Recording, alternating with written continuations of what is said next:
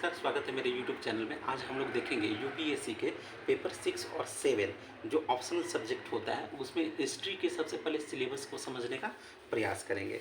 तो हिस्ट्री के paper first में सबसे पहले है सोर्सेज, इसके स्रोत क्या हैं। तो इसमें आपको और जितने भी पुरातात्विक स्रोत हैं वो हैं। इसके अलावा इसके एक्सप्लोरेशन, इसके उत्खनन, एपिग्राफी, मुद्राशास्त्र, इसके जितने भी महत्वपूर्ण स्मारक हैं ये, ठीक है। इसके बाद साहित्यिक स्रोत, indigenous primary and secondary poetry, scientific literature, ठीक है। इसके बाद literature in regional language, regional religious literature, foreign accounts, Greek, Chinese, Arab writers. तो जितने भी पुरातात्विक स्रोत हो गए इसमें से, और जितने भी लेखक वेखक से संबंधित जितने भी, ये सारे के सारे पूरा इंक्लूड हैं। ये आपको पहला है सोर्सेज में। फिर नेक्स्ट आपका है प्री हिस्ट्री और प्रोटो हिस्ट्री, ठीक ना। प्री हिस्ट्री और प्रोटो हिस्ट्री में क्या अंतर है, इस चीज़ को सेकंड में आता है, जिसमें आपका है जियोग्राफिकल फैक्टर्स, भौगोलिक कारक क्या थे, हंटिंग शिकार और गैदरिंग चारागाही, चाहे वह पैलियोलिथिक में हो या फिर मीसोलिथिक काल में हो। इसके बाद बिगनिंग ऑफ एग्रीकल्चर यानी नियोलिथिक और चारकोलिथिक में क्या क्या चीज़ें हुई, इसको पढ़ना है। तो ये 2 में आ जाएगा, प्री हिस्ट्री और प्रोटो हिस्ट्री में आ जाएगा। इसके बाद तीसरा है इंडियन वैली सिविलाइजेशन। इसमें इसकी origin, date, extent, characteristics, decline, ये सारी चीज़ें पढ़ना है। Survival and significance, art, articles. तो ये अपने आप में एक बहुत बड़ा अध्याय है, इंडस वैली सिविलाइजेशन। इसके बाद नेक्स्ट है चौथा, मेगालिथिक कल्चर में देखेंगे हम लोग distribution of pastoral and farming cultural outside the Indus, development of community life, settlement, development of agriculture, craft, poetry and iron industry. तो ये मेगालिथिक कल्चर जो है चैप्टर 4 में, इसे सबसे पहले हम लोग देखेंगे, ठीक ना। इसके मतलब ये है सिलेबस है। इसके बाद पांचवा है आर्यंस एंड वैदिक पीरियड। तो इसमें है expansion of Aryan in India, यानी भारत में आर्यों का जो एक्सपेंशन, विस्तार हुआ वो कैसे हुआ। इसके बाद वैदिक पीरियड है, रिलीजियस और फिलोसफिकल लिटरेचर है। इसमें आपको वैदिक युग आ गया, धार्मिक तथा दार्शनिक जो साहित्य हैं वो भी है। ट्रांसफॉर्मेशन ऑफ ऋग वैदिक पीरियड से लेके उत्तर वैदिक पीरियड में किस तरह से इसका ट्रांसफॉर्मेशन हुआ, इसको देखेंगे। इसके बाद इसके राजनीतिक, सामाजिक, आर्थिक जीवन क्या थे ये, और वैदिक युग में क्या इसके वैदिक युग के महत्व थे, सिग्निफिकेंस ऑफ द वैदिक एजेस, इसको देखेंगे। इसके बाद इवोल्यूशन ऑफ मोनार्की एंड वर्ण सिस्टम। तो यहाँ पे मोनार्की यानी राजतंत्र की उत्पत्ति किस तरह से हुई, वर्ण व्यवस्था क्या थी, इसकी उत्पत्ति किस तरह से हुई, इसको भी समझने का प्रयास करेंगे। इसके बाद हम लोग देखेंगे छठे अध्याय में पीरियड ऑफ महाजनपद, महाजनपद की अवधि और इसके मतलब इसका काल क्या था, महाजनपद काल क्या था, इसको समझेंगे। फॉर्मेशन ऑफ स्टेट्स, राज्यों की निर्माण किस तरह से हुआ, महाजनपद का गठन किस तरह से हुआ, रिपब्लिक और मोनार्क, यहाँ पे गणतंत्र भी थे और यहाँ पे मोनार्क यानी राजतंत्र भी थे। राइज ऑफ अर्बन सेंटर, जो शहरी केंद्र हैं उसकी उत्पत्ति के क्या क्या कारण रहे। ट्रेड रूट्स, व्यापारिक मार्ग क्या थे। इकोनॉमिक ग्रोथ यानी आर्थिक वृद्धि कैसे हुई। Introduction of coins, spread of Jainism और बुद्धिज्म, इसमें बुद्धिज्म और जैनिज्म का जो उदय होता है इसको भी हम लोग समझेंगे। इसके बाद राइज ऑफ मगध एंड नंद, यानी मगध और नंदों का विकास कैसे हुआ, इसको भी हम लोग समझेंगे। Iranian and Macedonians invasion and their impact, यानी ईरानियों का और जो मैसेडोनियन का आक्रमण हुआ इसके प्रभाव क्या हुए, इनको भी हम लोग आपको अध्याय छठा में पढ़ेंगे, पीरियड ऑफ महाजनपद में देखेंगे। देखिए सिलेबस को देखना जरूरी है, सिलेबस के हिसाब से यूपीएससी में पढ़िएगा तो आपके लिए बहुत ज़्यादा फायदेमंद होगा, ठीक ना। अब अगला है अध्याय 7 में मौर्यन एम्पायर यानी मौर्य साम्राज्य। तो इसमें क्या देखना है, foundation of Maurya empire, Maurya जो साम्राज्य थे उसके फाउंडेशन कैसे हुआ। चंद्रगुप्त मौर्य हैं, कौटिल्य हैं, अर्थशास्त्र, अशोक, कॉन्सेप्ट ऑफ धर्म। इसके बाद इडिक्ट्स हैं, ढेर सारे जो अभिलेख ये सब हैं वो सारी चीज़ें हैं। Polity, administration, economy, art, architecture, sculpture, external contact, religion, spread of religion, literature और disintegration of empire, Shunga and कन्नौ वंश तक इस मौर्य साम्राज्य वाले में पढ़ना है। देखिए सिलेबस को एकदम बढ़िया से पकड़ के रखिएगा, सिलेबस से बाहर जाने की ज़रूरत नहीं है, ठीक है, ये चीज़ें। इसके बाद अध्याय 8 जो है आपका पोस्ट मौर्यन पीरियड है, जिसमें इंडो ग्रीक हैं, शक, कुषाण, वेस्टर्न, क्षत्रप हैं, पश्चिमी जो क्षत्रप थे वो हैं। इसके बाद कॉन्टेक्ट विद आउटसाइड वर्ल्ड, माने बाहरी दुनिया के जो देश से उनके साथ कैसे संपर्क हुआ। ग्रोथ अर्बन सेंटर, जो नगरीय अर्बन सेंटर्स थे ठीक ना। उनका वृद्धि कैसा होगा, उनका इकोनॉमी, उनके सिक्के, उनके development of religions, Mahayana, social condition, art, architecture, culture, literature, science, ये रहेंगे ही। तो कुल मिला के पोस्ट मौर्यन अवधि जो है काफ़ी लंबा है, ढेर सारी चीज़ें इसमें शामिल हैं और एक एक चीज़ों पे बारीक नज़र रखनी पड़ती है, चाहे वह पीटी के संदर्भ में हो, चाहे वह मेंस के संदर्भ में हो, ठीक ना। ये चीज़ें, हाँ, घबराना नहीं है। Early state and society of eastern India, Deccan and south India. इसके बाद हम लोग देखेंगे यहाँ पे Kharavela, Satavahana, Tamil state of Sangam age, Sangam युग में जो तमिल क्षेत्र में जो संगम साहित्य ये सब थे, संगम युग था उसके बारे में, प्रशासन के बारे में, अर्थव्यवस्था, जो भूमि अनुदान लैंड ग्रांट्स थे उनके बारे में, सिक्के, ट्रेड गिल्ड्स, जो व्यापारिक श्रेणियाँ थी उनके बारे में। इसके अलावा अर्बन सेंटर्स के बारे में, बुद्धिस्ट सेंटर्स कौन कौन से, संगम साहित्य में कौन कौन से हुए और उनकी संस्कृति के बारे में, आर्ट, आर्किटेक्चर यानी कला और उसके वास्तुकला, इन सभी चीज़ों के बारे में हम लोग देखेंगे। इसके बाद 10वां जो अध्याय है वो है गुप्ता, वकाटक एंड वर्धन वंश के बारे में।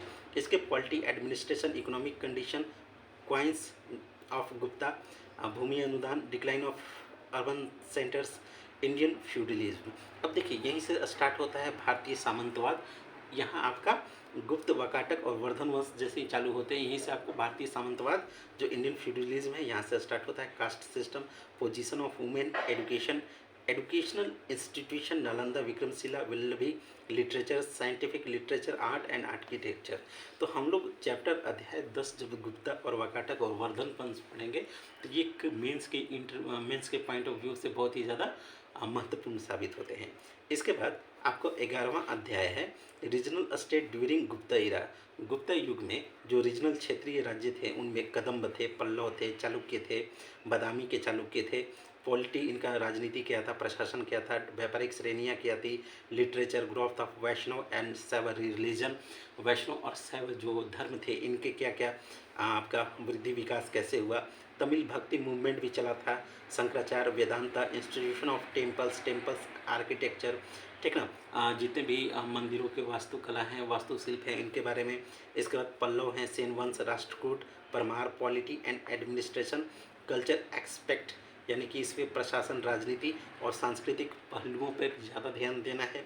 अर्बन कॉन्क्वेस्ट ऑफ सिंध, अरबों का सिंध पर आक्रमण, अलबुर्नी, चालुक्य ऑफ कल्याणी के जो चालुक्य थे उनके बारे में। इसके अलावा चोल, होयसल, पांड्या, पॉलिटी, एडमिनिस्ट्रेशन, इनके बारे में जो है, इनके राजनीति के बारे में, प्रशासन के बारे में।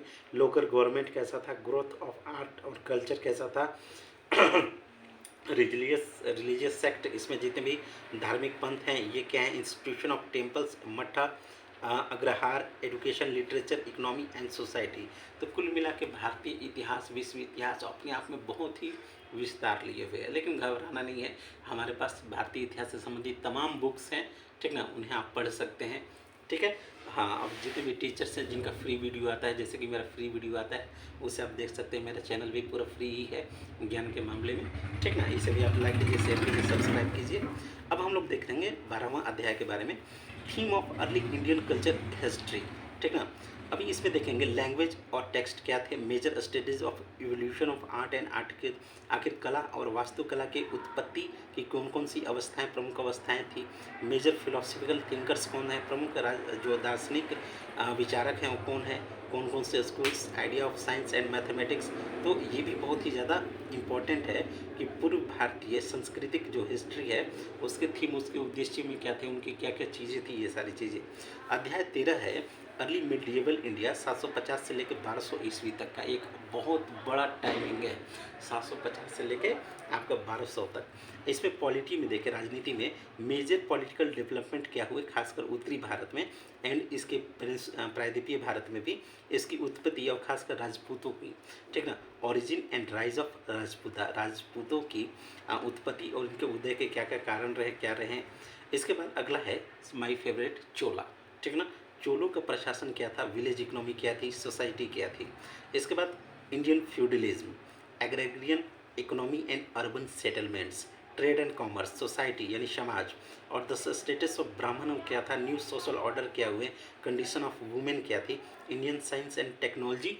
ये सारे के सारे 750 से लेकर 1200 ईस्वी के बीच पढ़ना है, पूरा मजा आएगा। बहुत ही इंटरेस्टिंग है इतिहास। ऐसा नहीं है कि रात को पढ़ो दिन को सफा, ऐसा कुछ नहीं है। कॉन्सेप्ट के हिसाब से अगर पढ़िएगा तो सारे फैक्ट ऑलरेडी उसमें शामिल होते हैं। जब भी इतिहास पढ़ें तो एक कहानी की तरह पढ़ें, ठीक ना। जो मोन ऑथेंटिक जो किताबें हैं उनसे पढ़ें, ठीक ना। एक कहानी की तरह दिमाग में होना चाहिए, एक इस तरह से रहेगा तो उसमें सारे के सारे फैक्ट अपने आप आएंगे। फैक्ट के लिए हमें बार बार देखना पड़ता है, हम भी मानते हैं फैक्ट कई बार इधर से उधर हो जाते हैं, तो फैक्ट पे बार बार नज़र रखनी है। लेकिन अगर कहानी की तरह इसे जितना इंटरेस्टिंग रूप से पढ़िएगा उतना ही ज़्यादा ये आपको साथ देती है, ठीक है। अब यहाँ पे देखेंगे अध्याय 14 में cultural and tradition in India, 750 से लेकर 1200 ईस्वी के बीच जो सांस्कृतिक परंपराएं थी भारत में वो क्या क्या थी, जिसमें दार्शनिक जो थे शंकराचार्य हैं, वेदांता है, रामानुज जी हैं, विशिष्ट अद्वैत है, माधवाचार्य जी हैं, ब्रह्म मीमांसा हैं। धर्म के मामले में forms and features of religion, Tamil devotional cult क्या थे, ग्रोथ ऑफ भक्ति, इस्लाम and it's arrivals in India और सूफिज्म, इसे भी ध्यान रखना है। Literature of Sanskrit, growth of Tamil literature of newly developing language, Kalhana की राजतरंगिणी है, अलबर्नी का जो भारत बोला है वो, आर्ट एंड आर्किटेक्चर में टेम्पल आर्किटेक्चर, स्कल्पचर और पेंटिंग्स को देखना है। तो 750 से 1200 ईस्वी के बीच दो चीज़ों का ध्यान रखना है। एक तो अर्ली मेडिएवल इंडिया वाला है, उसे भी ध्यान रखना है, जो पॉलिटी से है, मैनेजमेंट से है, ठीक है, सोशल से है उसको। अब दूसरा आपका आता है 750 से 1200 के बीच जो सांस्कृतिक जो चीज़ें हैं वो भी बहुत ही महत्वपूर्ण हैं। इसके बाद द 13th सेंचुरी, 13वीं शताब्दी में अध्याय 15वें में देखना है कि इस्टेब्लिशमेंट ऑफ दिल्ली सल्तनत क्या था, किस तरह से दिल्ली सल्तनत की स्थापना होती है, और गौरियन जो इन्वेजन था, गौरी का जो आक्रमण था उसके फैक्टर्स बिहाइंड गौरियन सक्सेस, आखिर गौरी के सक्सेस होने के क्या क्या कारण थे उसको भी देखना है। इकोनॉमी, सोशल और कल्चरल कॉन्सिक्वेंसेस को भी देखना है। फाउंडेशन ऑफ दिल्ली सल्तनत, अर्ली तुर्क सल्तनत कौन कौन थे इनके बारे में भी जानना है। Consolidation, the rule of Iltutmish और बलवन को भी देखना है। अध्याय 16 जो हो गया आपका 14th सेंचुरी में खलजी रिवोल्यूशन क्या था, अलाउद्दीन खलजी, इसकी जीतें, इसके टेरिटोरियल एक्सपेंशंस क्या थे, एग्रीरियन क्या था, इकोनॉमिक मीजर इसके क्या क्या थे। तो अलाउद्दीन खिलजी भी अपने आप में एक बहुत बड़ा अध्याय ही है, ठीक ना। मोहम्मद बिन तुगलक हो गए, मेजर प्रोजेक्ट्स इसके क्या क्या थे, एग्रेरियन मीजर क्या थे, नौकरशाही क्या था मोहम्मद बिन तुगलक के काल में। फिर इसके बाद फिरोज तुगलक में जो ग्रामीण समाज कैसा था, इसकी जो सिविल इंजीनियरिंग थी उसकी अचीवमेंट्स क्या थी, पब्लिक वर्क्स इसके क्या थे, और किस तरह से सल्तनत का डिक्लाइन होता है, फॉरेन कॉन्टेक्स्ट और इब्न बतूता के जो अकाउंट्स है जो उसने वो अपने लिखा है उसके बारे में भी देखा जाएगा, इसमें पढ़ा जाएगा। अध्याय 17 हो जाता है सोसाइटी, कल्चर और इकोनॉमी इन 13 एंड 14 सेंचुरी, ठीक ना। तो समाज, संस्कृति और अर्थव्यवस्था 13वीं और 14वीं शताब्दी में क्या थी। तो society, composition of rural society यानी ग्रामीण जो समाज था उसका संगठन क्या था, रूलिंग क्लास कौन थी, टाउन डेवलपर्स कौन थे, women, religious classes, caste, slavery under sultanate, Bhakti movement, सूफी मूवमेंट, ये सारे के सारे इसमें शामिल है। इसके बाद कल्चर में Persian literature in regional language of northern India, literature in language of south India, Sultanate architecture, new structural forms, painting, evolution of है कंपोजिट कल्चर एंड इकोनॉमी में agriculture production, rise of urban economy and non agriculture production, trade and commerce. अब ऐसा नहीं है कि पहले के जैसे कि राजा रानी की कहानी है वैसा नहीं चलता, इसमें आपको समाज की व्यवस्थाएं, अर्थ की व्यवस्थाएं, जाति, स्त्री, ठीक ना, सारे चीज़ों को एक लेकर चलना है। राजा रानी उनके फैक्ट वो तो हैं ही, लेकिन उससे भी ज़्यादा महत्वपूर्ण ये हो जाते हैं कि सामाजिक क्या थे, आर्थिक क्या थे, ठीक, महिलाओं की स्थिति क्या थी, ठीक ना। जब हम इतिहास को देखते हैं तो जब से ये वामपंथी इतिहासकार आए हुए हैं उन्होंने राजा रानी की कहानी से मोड़कर इसकी नए जो मैंने सीन, मैंने बिहाइंड द सीन क्या है उसको देखिए, कुछ समय का समाज क्या था, ग्रामीण प्रशासन कैसा, गांव कैसा था, महिलाओं की स्थिति क्या थी, ठीक ना, अर्थव्यवस्था थी तो वो कैसी थी, जो समाज का निचला तबका था उसको कितना बेनिफिट हो रहा था। अब इस प्रोस्पेक्टस से अगर आप पढ़ते हैं तो यूपीएससी में आपको काफ़ी अच्छा लाभ होगा, ठीक ना। अध्याय 18वां है the 15th and early 16th century, political development and economy, यानी 15वीं और जो आपको 16वीं के पूर्व वाला जो शताब्दी है, उसमें राजनीतिक विकास और उसकी अर्थव्यवस्था क्या है, इसके बारे में। The rise of provincial dynasties, जैसे बंगाल कश्मीर है, बंगाल हो गया, कश्मीर में जैन आब्दीन थे, गुजरात है, मालवा है, आपको बहमनीज है, ठीक है ना, बहमनीज है, विजयनगर एम्पायर, लोधियों के बारे में, Mughal empire, first phases Babur और हुमायूं का सुर साम्राज्य के बारे में पढ़ना है, शेरशाह का एडमिनिस्ट्रेशन पढ़ना है, पुर्तगीज का कॉलोनियल इंटरप्राइज जो था उसके बारे में, भक्ति और सूफी मूवमेंट अध्याय 18 में इसे देखना है। इसके बाद अध्याय 19 जो है आपका 15 and early 16 century society culture, इसके बारे में पढ़ना है, समाज और संस्कृति के बारे में पढ़ना है, 15वीं शताब्दी में और अर्ली 16 शताब्दी में है। तो 18वां और 19वां दोनों लगभग एक ही जैसा है, लेकिन इसमें क्या है, सोसाइटी और कल्चर के बारे में है। तो रीजनल कल्चरल स्पेसिफिक क्या है, लिटरेचर ट्रेडिशन क्या है, प्रोविंशियल आर्किटेक्ट क्या थे, society culture literature art of Vijayanagara जो एम्पायर था उनका क्या था। अध्याय 20 जो है वो अकबर का है। तो अकबर के बारे में तमाम जो चीज़ें हैं वो सारी की सारी पढ़ना है। इसके बाद अध्याय 21 में Mughal empire in the 17th century को पढ़ना है। इसमें मेजर जो एडमिनिस्ट्रेशन पॉलिसी थे, एडमिनिस्ट्रेटिव पॉलिसीज थी, जहांगीर की, शाहजहाँ की, औरंगजेब की, एम्पायर एंड द जमींदार, इनके बारे में, religious policy of Jahangir, Shah Jahan, Aurangzeb के बारे में, नेचर ऑफ मुगल स्टेट के बारे में, ठीक ना। इसके बाद 17वीं शताब्दी की जो क्राइसिस है, जो विद्रोह हुए उनके बारे में, अहोम जो एक किंगडम था उनके बारे में। इसके बाद शिवाजी और अर्ली मराठा किंगडम, ये अध्याय 21 में पढ़ना है। इसके बाद अध्याय 22 में economy and society of 16 and 17 century के बारे में पढ़ना है। इसके बाद 23 में कल्चरल एंड मुगल एम्पायर के बारे में पढ़ा है, ठीक है। उसके बाद अध्याय 24 18th सेंचुरी में पढ़ना है, ठीक है। तो ये अध्याय 24 तक आपका पेपर फर्स्ट जो मेंस वाला है ओला कंप्लीट हो जाता है। इसके बाद आता है पेपर फर्स्ट, पेपर सेकंड में आते हैं। इसमें सबसे पहले शुरुआत होता है, पहला जो है यूरोपियन पेनिट्रेशन इनटू इंडिया, यानी यूरोपियन का भारत के क्षेत्र में प्रवेश कैसे होता है, इसके बारे में देखना है। इसके बाद ब्रिटिश एक्सपेंशन इन इंडिया, जो अंग्रेज थे भारत में किस प्रकार से अपना विस्तार किए। अर्ली स्ट्रक्चर ऑफ ब्रिटिश राज का शुरुआती जो स्ट्रक्चर है, जिसमें आपको रेगुलेटिंग एक्ट के बारे में पढ़ना है। इसके बाद पिट्स इंडियन एक्ट के बारे में, चार्टर एक्ट के बारे में, ठीक ना। देखिए, एक्ट से संबंधित एक और चीज़ इतिहास में है कि जब भी एक्ट को पढ़ें तो एक एक्ट को उसके 10 को पॉइंट लिख लीजिए, फिर दूसरा उसके 10 को पॉइंट लिख लिए और बार बार इसे रिपीट कीजिएगा, तो ये हमेशा परमानेंट आपके दिमाग में बैठ जाएगी। इसके बाद अध्याय 4 जो है economic impact of British colonial rule, इसके बारे में देखना है। इसमें लैंड रेवेन्यू सेटलमेंट्स हो गए, dislocation of traditional trade and commerce इत्यादि हो गए। अध्याय 5 जो है सोशल कल्चरल डेवलपमेंट है। छठा जो है social religious reforms movement in Bengal and other areas हो गए। सातवां जो है Indian response to British rule हो गया।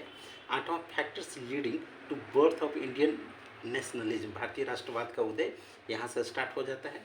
राइज ऑफ गांधी अध्याय 9 में है। इसके बाद 10 जो है constitutional development in colonial India between 1858 to 1935, यानी 1858 से लेकर 1935 तक का जो भी संवैधानिक विकास रहा, ये आपको पढ़ना है। अदर अध्याय 11 जो है other strength in the national movement, इसे देखना है। 12 में politics of separation, Muslim League, इन सभी चीज़ों के बारे में देखना है। Hindu Mahasabha, communalism, politics of partition, transfer of power, ये सब पढ़ना है। 13वां कॉन्सोलिडेशन ऑफ ए नेशन, ठीक है ना, नेहरू की विदेश नीति इत्यादि को पढ़ना है। भारत उसके पड़ोसी देश के बारे में पढ़ना है और राज्यों का जो भाषाई आधार पर निर्माण होगा, इन सभी चीज़ों के बारे में पढ़ना है। 14वां अध्याय जो है कास्ट ऑन एथनिसिटी आफ्टर 1947, ठीक है ना, 1947 के बाद जाति और जो यहाँ पे एथनिसिटी जो हुई, उन सभी चीज़ों के बारे में यहाँ पे देखना है। इसके बाद 15वां अध्याय इकोनॉमिक डेवलपमेंट ऑफ और पॉलिटिकल चेंज, लैंड रिफॉर्म्स, इन सभी चीज़ों के बारे में पढ़ना है। इसके बाद 15वां तक तो चलिए आधुनिक भारत, इन सभी चीज़ों के बारे में पूरा पढ़ना है। आज़ादी के बाद तक का देख लेते हैं। आज़ादी के बाद तक का आपको 1964-65 तक पढ़ के ही रखना है। हालांकि हम लोग ऐसे हैं कि लगभग LPG तक पढ़ के रखे हैं, कोई बात नहीं, पढ़ ही लेते हैं। पढ़ने के दौरान में पूरा लिखने में कोई दिक्कत नहीं होती। लेकिन अध्याय 16वां से एनलाइटमेंट और मॉडर्न आइडियाज़, इसकी शुरुआत होती है, ठीक ना, प्रबोधन से शुरुआत होती है। Major ideas of enlightenment, Kant का, रूसो के। देखिए, विचारक और दार्शनिक की बातें जो होती हैं वो आपकी अंतरात्मा को झकझोर देती हैं, चाहे वो रूसो हो, चाहे वह कांट हो, ठीक ना, चाहे वह मार्क्स हो, ठीक है। इसके बाद spirit of enlightenment in the colonies, rise of socialist idea, marks, Marxism समाजवाद क्या है, इन सभी चीज़ों के बारे में 17वां अध्याय जो है ओरिजिनल ऑफ मॉडर्न पॉलिटिक्स को पढ़ना है, जिसमें यूरोपियन स्टेट सिस्टम क्या था, अमेरिकन रिवॉल्यूशन एंड कॉन्स्टिट्यूशन क्या हुआ, फ्रांस की क्रांति, इसके बाद अमेरिका का जो सिविल वार हुआ वो चीज़, इसके बाद ब्रिटिश डेमोक्रेटिक पॉलिटिक्स को देखना है। अध्याय 18 में आपको औद्योगिकरण है, 19 में राष्ट्र राज्य व्यवस्था है, 20वां में आपका इम्पीरियलिज्म और कोलोनियलिज्म में क्या अंतर है, इसको देखना है, ठीक ना। उपनिवेशवाद और साम्राज्यवाद में क्या अंतर है। 21 जो है रिवोल्यूशन और काउंटर रिवोल्यूशन क्या है। अध्याय 22 में वर्ल्ड वार्स जितने भी हुए चाहे 1 और 2, इसके कारण परिणाम और प्रभाव, इन सभी चीज़ों को देखना है, ठीक ना। 23वां जो अध्याय है इसमें the world after world war second, मानी द्वितीय विश्व युद्ध के बाद विश्व में क्या क्या बदलाव हुए, इन सभी चीज़ों के बाद 24वां अध्याय लिबरेशन फ्रॉम कॉलोनियल रूल, इसके बारे में देखना है। फिर 25वां है decolonisation and under development of Latin America, Africa, of facts constraining development, इन सभी चीज़ों के बारे में।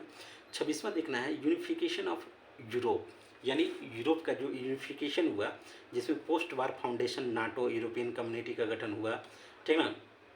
इसके बाद यूरोपियन यूनियन ये सब बनी, इन सभी चीज़ों के बारे में। Disintegration of Soviet union, USSR का जो डिसइंटीग्रेशन हुआ, ये अध्याय 27 में। राइज ऑफ यूनिपोलर वर्ल्ड, एक ध्रुवीय विश्व की शुरुआत होती है, इसके बारे में पढ़ना है। तो ये कुल मिला के आपका इतिहास का यूपीएससी का सिलेबस है। ये सिलेबस का मेरे आपको झारखंड बीपीएससी इन सभी में भी, जेपीएससी में भी लगभग होता है। देखिए इतिहास को जब पढ़ें तो ऑथेंटिक बुक से पढ़ें, पूरा कॉन्सेप्ट को दिमाग में रखें, फैक्ट को भी साथ साथ में रखना जरूरी है, फैक्ट भी इम्पॉर्टेंट है, ठीक ना। कहानी की तरफ पढ़िएगा तो हमेशा वो दिमाग में रहेगा, ठीक है। लाइक कीजिए, शेयर कीजिए, सब्सक्राइब कीजिए। वीडियो थोड़ा लंबा हो गया है, कोई बात नहीं, सब्सक्राइब करना जरूरी है। थैंक यू, नमस्कार।